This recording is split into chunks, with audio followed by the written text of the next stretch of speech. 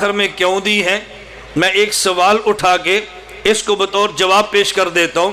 میں جدہ سعودی عرب میں تھا، وہاں ایک آدمی نے مجھ سے ایک علمی مجلس میں سوال کیا اور مجھے کہنے لگا کہ مولانا صاحب آپ یہ بتائیں، حضرت امام اعظم ابو حنیفہ رحمہ اللہ تعالیٰ کو کس جرم میں جیل کاٹنی پڑی، کس جرم میں کوڑے پڑے، کس جرم میں ان کا جنازہ جیل سے اٹھا؟ میں نے کہا خلیفہ وقت نے حضرت امام اعظم ابو حنیفہ رحمۃ اللہ علیہ سے کہا ہم آپ کو قاضی القضات اور چیف جسٹس بنانا چاہتے ہیں۔ امام اعظم ابو حنیفہ فرمانے لگے میں اس عہدے کے لیے تیار نہیں ہوں۔ خلیفہ وقت کی منشا کیا تھی؟ اگر امام اعظم ابو حنیفہ جیسا آدمی چیف جسٹس بن گیا تو پھر ظاہر ہماری حکومت پکی ہے۔ اتنا بڑا آدمی جب ہمارا قاضی القضات ہوگا تو یہ بات کہنے میں حق بجانب ہوں گا کہ میری خلافت خالصتاً شریعت کے اصولوں کے مطابق ہے، ورنہ اتنا بڑا امام میرا قاضی نہ ہوتا۔ حضرت امام اعظم ابو حنیفہ کو خدا نے فراست ایمانی عطا فرمائی، فرمانے لگے میں اس منصب کے لیے تیار نہیں ہوں۔ خلیفہ نے بلا کے پوچھا آپ کیوں تیار نہیں ہیں؟ یہ بڑی دلچسپ بحث ہے۔ امام اعظم ابو حنیفہ فرمانے لگے بادشاہ سلامت میں قاضی القضات بننے کا اہل نہیں ہوں، میں اہل نہیں ہوں، اور جب میں اہل نہیں ہوں تو مجھے منصب نہیں دینا چاہیے۔ اب بادشاہ کہنے لگا آپ چیف جسٹس بننے کے اہل ہیں۔ امام صاحب نے فرمایا کہ میں اہل نہیں ہوں۔ اس نے کہا جی آپ اہل ہیں۔ امام صاحب فرمانے لگے اچھا خلیفہ وقت اب دو باتیں، میں کہتا ہوں میں چیف جسٹس بننے کا اہل نہیں، آپ فرماتے ہیں کہ تم اہل ہو۔ یہ جو میں نے جملہ کہا میں چیف جسٹس بننے کا اہل نہیں ہوں، یا میں سچ کہہ رہا ہوں یا میں جھوٹ کہہ رہا ہوں؟ یہ بڑا نکتہ سمجھیں۔ میں جو کہتا ہوں میں چیف جسٹس بننے کا اہل نہیں ہوں، آپ کہتے ہیں کہ تو اہل ہے، میں کہتا ہوں میں اہل نہیں ہوں۔ میں سچ بولتا ہوں یا جھوٹ بولتا ہوں؟ دو ہی صورتیں ہیں۔ اگر میں سچ بولتا ہوں تو واقعتاً میں اہل نہیں ہوں، نہ اہل کو چیف جسٹس نہیں بنانا چاہیے، اور اگر میں اہل ہوں اور جھوٹ بولتا ہوں تو جھوٹے آدمی کو بھی چیف جسٹس نہیں بنانا چاہیے۔ تو مجھے آپ کیسے چیف جسٹس بنائیں گے؟ میں کہتا ہوں میں اہل نہیں ہوں، آپ کہتے ہیں اہل ہے۔ اگر میں سچ بولتا ہوں میں اہل نہیں ہوں تو نہ اہل کو چیف جسٹس تھوڑے ہی بناتے ہیں، اور اگر میں جھوٹ بولتا ہوں تو جھوٹے آدمی کو چیف جسٹس بنا نہیں سکتے، جھوٹا آدمی قاضی کیسے ہو سکتا ہے؟ اب بادشاہ دلیل کے سامنے امام صاحب کے سامنے خاموش ہو گیا، لیکن بادشاہ وقت تھا، کہا جی کوڑے مارو۔ امام صاحب نہیں مانے، جیل میں ڈال دو۔ امام صاحب نہیں مانے، بالآخر زہر ڈال دے کے شہید کروا دیا گیا۔ امام صاحب پھر بھی نہیں مانے۔ مجھے وہ جدہ میں ایک شخص کہنے لگا کہ مولانا یہ بتائیں اس امت کا پہلا چیف جسٹس، اس امت کا پہلا قاضی القضات کون ہے؟ میں نے کہا قاضی امام ابو یوسف، امام اعظم ابو حنیفہ کے شاگرد۔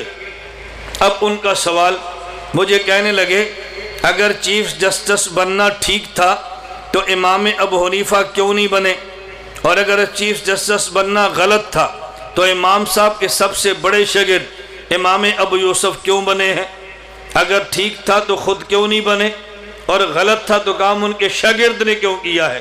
اب آدمی ٹھیک کہے تو پھر پھنستا ہے، اگر غلط کہے تو پھر پھنستا ہے۔ میں نے اس سے کہا ان کا جواب میرے پیغمبر کی زندگی میں مل جاتا ہے۔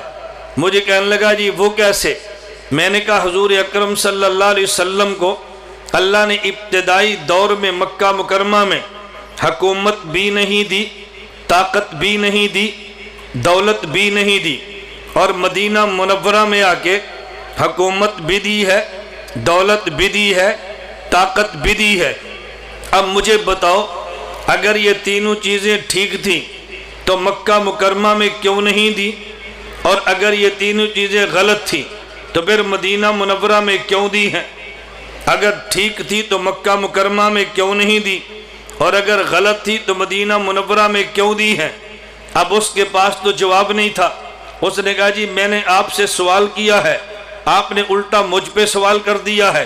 میں نے کہا تجھے اس سوال کا جواب ملا تو اس سوال کا جواب بھی ملے گا۔ مجھے کہتے ہیں جی دونوں کا جواب آپ دے دیں۔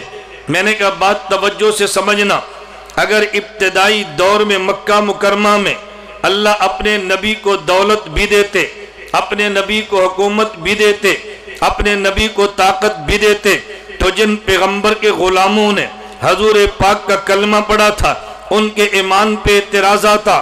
انہوں نے کلمہ اس لیے پڑھا، بلال کمزور تھا، اس کا کلمہ پڑھوں گا تو میرے سر پہ طاقت کا ہاتھ آ جائے گا، غریب کلمہ پڑھتا، میں کلمہ پڑھوں گا مجھے دولت مل جائے گی، لوگ کلمہ پڑھتے ہمیں حکومت میں عہدے مل جائیں گے۔ اگر مکہ میں خدا حکومت، طاقت اور دولت دیتے، پیغمبر کے صحابہ کلمہ پڑھتے تو لوگ اعتراض کر سکتے تھے، انہوں نے کلمہ دولت کے لیے پڑھا ہے، ان نے کلمہ طاقت کے لیے پڑھا ہے، ان نے کلمہ حکومت کے لیے پڑھا ہے۔ خدا نے ابتدائی طور پہ یہ چیزیں پیغمبر کو نہیں عطا کی تاکہ ان کے کلمہ گو کے ایمان پر اعتراض نہ کیا جا سکے۔ بالآخر مدینہ منورہ میں خدا نے دولت بھی دی ہے، خدا نے طاقت بھی دی ہے، خدا نے حکومت بھی دی ہے، یہ بتانے کے لیے کہ حق انہی کا تھا۔ شروع میں اس لیے نہیں دی تاکہ دشمن اعتراض نہ کرے۔ میں نے کہا امام اعظم ابو حنیفہ اگر چیف جسٹس بن جاتے، آج دنیا کا 80% مسلمان فقہ حنفی کے مطابق چل رہا ہے تو لوگ اعتراض کر دیتے۔ یہ فقہ حنفی دنیا میں اس لیے بنی ہے کہ جس امام کے مقلد ہے وہ امام چیف جسٹس تھا، حکومت اس کے پاس تھی، طاقت اس کے پاس تھی، اس نے طاقت کی بنیاد پہ لوگوں کو اپنا مقلد بنا لیا ہے، فقہ حنفی کو عام کر دیا ہے۔ امام کا جنازہ جیل سے اٹھا ہے، دنیا میں 80% مسلمان فقہ حنفی قبول کر رہے ہیں۔ امام کا جنازہ جیل سے ہے، شاگرد چیف جسٹس بنا ہے، امام نے قبول کیوں نہیں کیا؟ تاکہ اعتراض نہ آئے۔ شاگرد نے قبول کیا کہ حق ان کا تھا، شاگرد نے قبول کیا کہ حق ان کا تھا۔ ابتدائی طور میں نبوت کو چیزیں نہیں دی، صحابہ پر اعتراض نہ ہو، اور آخر میں دی ہے کہ حق انہی کا تھا۔ میں اس لیے بات سمجھا رہا تھا، خلاصہ میری اس ابتدائی گفتگو کا یہ ہے، ہم نے تعلیمات